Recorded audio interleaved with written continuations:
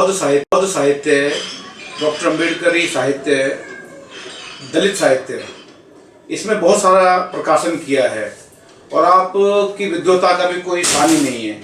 वो जो महत्वाकांक्षी योजनाएं थी, एक भगवान बुद्ध और उनका धम्म, जो डीलक्स संस्करण आपने निकाला था, और दूसरा धम्मपद सत्य का खजाना, उसके बारे में सर आप क्या बताना चाहेंगे? हाँ, बड़े बड़े महापुरुष उसमें बाबा साहब भी हैं, राहुल सांकृत्यायन भी हैं, आनंद कौशल्यान जी भी हैं। उन्होंने लिखा है जगह जगह की जो घुमकड़ी होती है, पर्यटन होता है, देशाटन होता है, देश विदेश में जाना होता है, उससे बहुत ज़्यादा ज्ञानवर्धन होता है। ये स्वयं मुझे इस विदेशों में जाने का सबसे बड़ा लाभ ये हुआ कि जब मैं विदेशों में गया तो वहाँ एक धम्मपद पूज्य भंते नारद द्वारा लिखा हुआ सचित्र धम्मपद, मैं समझता हूँ कि दुनिया का सबसे बड़ा वो धम्मपद है। 4-4.5 किलो का, अंग्रेजी भाषा में है।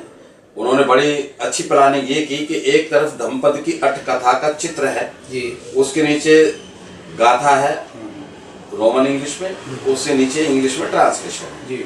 इस साइड में जो अटकथाएं हैं, धम्मपद अटकथाएं, वो कहीं तो 10 पेज की हैं, कहीं 8 पेज की हैं, कोई 4 पेज की है, 2 पेज की है, कोई 1 पेज। तो उन्होंने उन सबको एक पेज में समाया, क्योंकि अगले पेज पर फिर एक चित्र और एक कहानी आनी है, प्रसंग आना है, कथक गाथा आनी है। तो इसलिए उन्होंने बड़ी गाथाओं को थोड़ा संक्षिप्त किया, एब्रीज किया, उसको रखा और एक तरफ चित्र रखा। वो किताब में जब यहाँ लेकर आया भारतवर्ष में, और जब मैं Bharatiya Bauddha Mahasabha Delhi, the Buddhist Society of India Delhi state का मैं उस समय प्रेसिडेंट होता था, वो किताब जब हमने दिखाई कि देखिए दुनिया में कितना काम हो रहा है, तो हमारे कई मित्रों ने कहना शुरू कर दिया, आप इसका हिंदी अनुवाद करो, आप ही कर सकते हो। पता नहीं क्या लोगों को हमारे बारे में नजर आया। हमने उन लोगों से कहा कि हम इसका अनुवाद नहीं करेंगे। कारण ये है कि अनुवाद का काम बड़ा कठिन, बड़ा जटिल, और वो भाव नहीं आ पाता जो मूल लेखन में होता है। ये अटकथाएं उपलब्ध हैं हमारे पास, और हमारे पास ऐसे ऐसे विद्वान भी हैं जो ना केवल पाली के विद्वान हैं, संस्कृत के भी विद्वान हैं, और बौद्ध साहित्य में भी पारंगत हैं। और जो भारतीय दर्शन है, या जिसको इंडोलॉजी कहते हैं, भारतविद भी हैं। उनका नाम है स्वनाम धन्य विद्वान धम्मपदाचार्य भद्रशील रावत जी। उन पर हमें भरोसा था कि वो अगर इस किताब को हाथ लगा देंगे तो इसका उद्धार हो जाएगा। ये मुझे पूरा भरोसा था, और मुझे ये भी भरोसा था कि मैं जब उनके सामने करपद याचना करूंगा तो वो मुझे निराश नहीं करेंगे। ये दोनों बातें मेरे पास थीं। तो हम ये विनती लेकर जब रावत जी के पास गए, पहले तो वो वहां से कहने लगे तुम्हें जब सूझती है ऐसे बड़े काम की सूझती है, क्योंकि उससे पहले भी उन्होंने कई बड़े बड़े काम किए थे, मगर ये तो महा बड़ा था। तो उन्होंने कहा कि ठीक है, अब मैं गारंटी तो नहीं देता कैसा काम बन पड़ता, पर कोशिश करूंगा। ये उनके मानता है, दम्भ नहीं है उनमें, अहंकार नहीं है, ये उस बात का प्रतीक है। धम्मपद लिखना शुरू हो गया, उधर एक राजनीति शुरू होगी संस्था में। कुछ लोग ये बात अच्छी तरह जानते हैं कि किसी संस्था का काम अगर बिगाड़ना है तो संस्था की मीटिंग में जब कोई प्रस्ताव पास हो रहा हो तो तुरंत कोई बहाना लगा के ये को अगली मीटिंग में इसको देखेंगे, अगली मीटिंग फिर होती नहीं। तो मुझे वो पता था कि वो उनकी नीयत खराब थी। उन्होंने कहा कि भाई देखो ऐसा है, धम्मपद तो अब छापते रहना, पहले हम अपने मसीहा की, अपने मुक्तिदाता की, बाबा साहेब डॉक्टर अम्बेडकर की जो अंतिम पुस्तक है दी बुद्ध एंड धम्मा, उसको छापते हैं। हमने भी उस बात को जानते हुए भी कि ये शरारत है, हमने वो चुनौती स्वीकार की, और जब वो चुनौती स्वीकार की उसके थोड़े दिनों बाद मैंने पद छोड़ दिया। हमने कहा पद छोड़कर सहयोग करेंगे संस्था का, मगर संस्था का व्यवहार, संस्था के पदाधिकारी ईर्ष्यालु निकले। उन्होंने तो वो प्रोजेक्ट भी ठंडे बस्ते में डाल दिया, शांति स्वरूप बौद्ध को भी उपेक्षा के गड्ढे में डाल दिया। मगर हम ऐसे हथियार डालने वाले नहीं थे। हमने बाहर आकर के किताब का लिखना, उसके चित्र बनाना जारी रखा, क्योंकि चित्र जिस तरीके के बनने थे वो मेरे बूते के बाहर थे, मैंने बाहर से बनवाए थे, पैसे देकर बनवाए थे। अब पैसा मैंने अपने घर से दिया, तो चित्र भी बन गए, किताब भी तैयार हो गई, दी बुद्ध एंड धम्मा, मगर वो छापने को तैयार नहीं। हमने उनको कहा कि भाई सारा काम तैयार, आप छापिए इसमें। कहने इसके चित्र बहुत महंगे, आपको महंगे से क्या लेना, हम तो चित्रों के पैसे मांग ही नहीं रहे आपसे, चित्र मेरे पास रहेंगे, आप इनका इस्तेमाल कीजिए, मुझे आपसे कुछ नहीं चाहिए जी। खैर वो किताब छापने के लिए तैयार नहीं हुए। हुआ ये कि एक सुखद घटना ये घटी कि उस संस्था में परिवर्तन हुआ। डॉक्टर डीबीएस सेहरा अध्यक्ष चुने गए।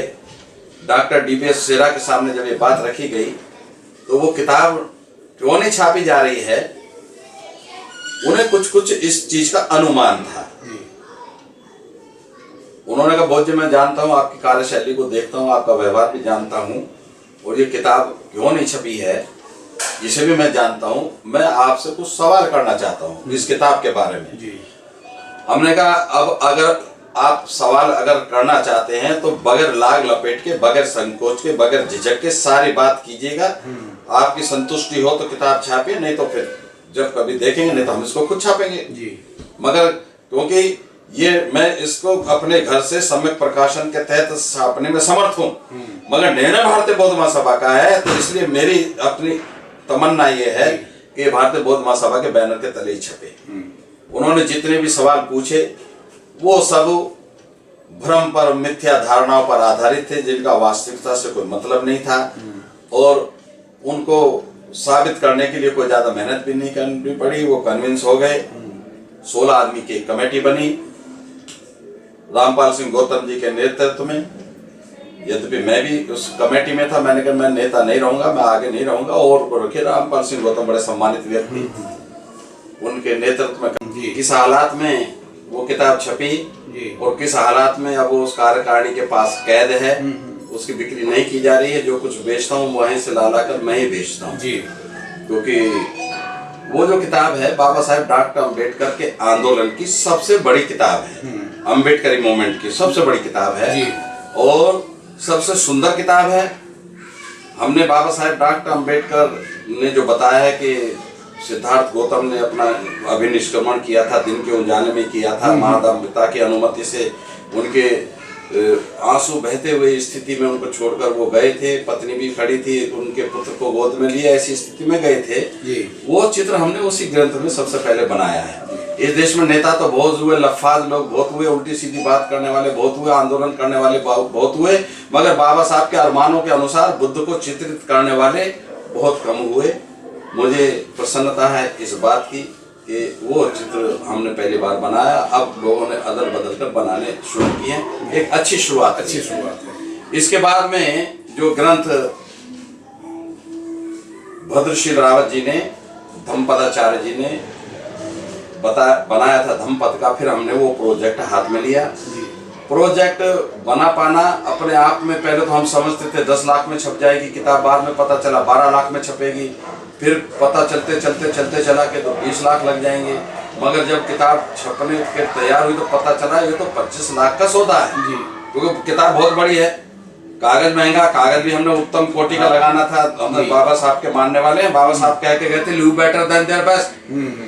दुनिया कहती है गुड बेटर बेस्ट 3 डिग्री है, बाबा साहब ने 4थी डिग्री बता दी, live better than their best. तो हमें किताब की गुणवत्ता से, उसकी क्वालिटी से कोई समझौता नहीं करना था, इसलिए 25 लाख बजट पहुंच गया।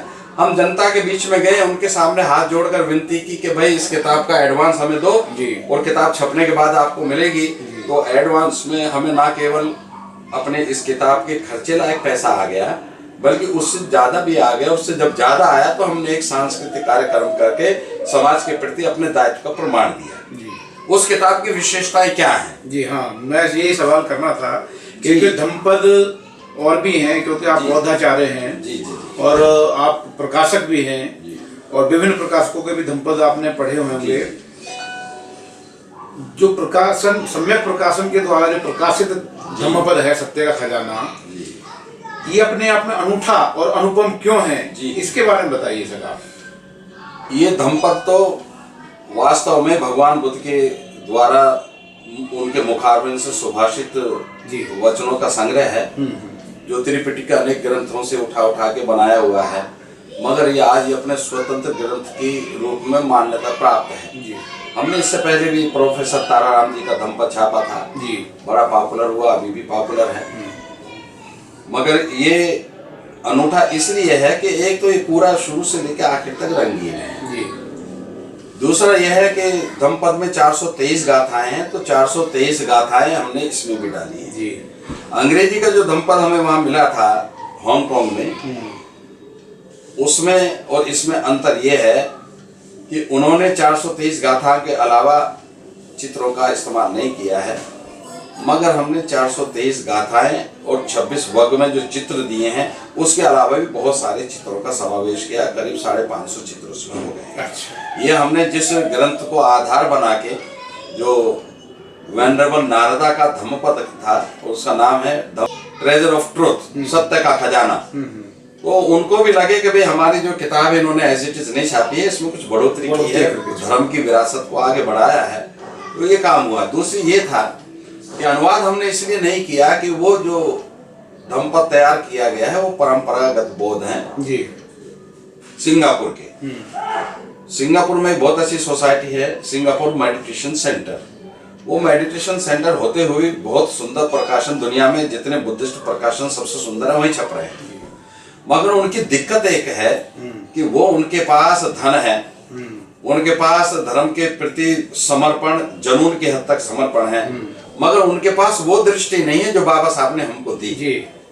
उन्हों का क्या है, इरेशनल मैटर होता है, अंधविश्वास भरा हुआ, चमत्कृत बातें, अविश्वसनीय बातें जो चलती हैं वो चली आ रही, चल रही हैं। मगर अंबेडकर बात की सबसे बड़ी निशानी ये है कि चाहे वो बुद्ध वचन ही है, हम उसको छानते हैं। भगवान बुद्ध ने जो कहा है कि जो लोक कल्याण में मेरा वचन ना दिखे समझ लो वो मेरा वचन नहीं है, उन्होंने कसौटी दी है। तो हम उस कसौटी पर जब कसकर देखते हैं और देखते हैं कि बुद्ध वचन ही है, तब हम उसको लिखते हैं। ये अंबेडकरवाद की सबसे बड़ी उपलब्धि। और मैं तो कहता हूँ दुनिया में आज जितने भी संप्रदाय बौद्ध धर्म में हैं, उनमें सबसे सच्चा, सबसे सुच्चा, सबसे खरा अगर कोई सेक्ट है तो बाबा साहेब डॉक्टर अम्बेडकर ने जो हमें 22 प्रतिज्ञाओं वाला धर्म दिया है, यही सबसे महान है, यही सबसे सच्चा है। तो उसकी विशेषता यह है कि हमने, हमारे धम्मपदाचार्य भद्रशील रावत जी ने जो 423 गाथाओं की अटकथाएं लिखी हैं। अटकथा कहते हैं जब कोई गाथा 2 लाइन में कह दी, तो वो भगवान बुद्ध ने ये बात किस परिप्रेक्ष्य में कही, क्यों कही, उसके पीछे क्या बैकग्राउंड है, क्या पार्श्वभूमि है, तो वो जो बताई जाती है तो उसको कथा का बैकग्राउंड या हम अट्ठ कथा कहते हैं, संस्कृत में अर्थ कथा कहते हैं, अंग्रेजी में कमेंट्री कहते हैं। तो वो अट्ठ कथाएं धम्मपदाचार्य जी ने जो बनाई हैं वो बुद्धिवादी आधार पर उन्होंने लिखी हैं।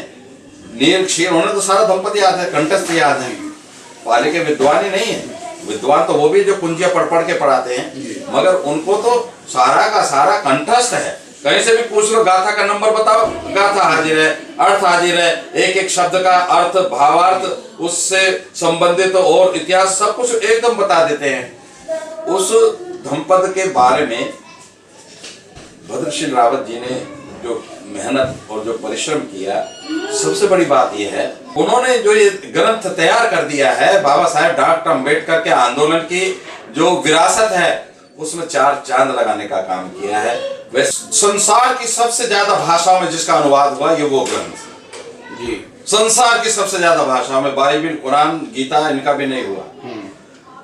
दूसरा, संसार के सब भाषाओं में पुनर्मुद्रण अगर किसी किताब का बार बार प्रकाशन हुआ तो वही धम्मपद है। और धम्मपद के नाम एक श्रेय और दर्ज है, बौद्ध जगत में दुनिया की सबसे पहली प्रिंटेड बुक अगर कोई है तो वो भी चीन में बहुत आविष्कार में, आप जानते हैं जी, हमारे भारतवर्ष में देवी देवता हुए हैं, चीन में आविष्कार हुए हैं। तो वहां सबसे पहले पेपर का आविष्कार हुआ और उनकी जो लेखन कला है वो पेंटिंग की तरह लिखते हैं अक्षर, वो एक अनूठी चीज है। और सबसे पहले बौद्ध भिक्षुओं ने, शायद 913 की बात है ये, सावनी पूर्णिमा वाले दिन उन्होंने लकड़ी के ब्लॉक बनाकर प्रिंटिंग टेक्नोलॉजी जो डेवलप की थी, और उसमें जब उनको सफलता मिल गई तो उन्होंने निर्णय लिया भाई पहला ग्रंथ हम कौन सा छापे। तो एक मत से आया कि भाई संसार का सबसे कल्याणकारी ग्रंथ, सबसे विलक्षण ग्रंथ, सबसे अनूठा ग्रंथ, सबसे मंगलकारी ग्रंथ धम्मपद है, आओ पहले हम उसी को छापें। तो ये पहली प्रिंटेड बुक है दुनिया की, धम्मपद।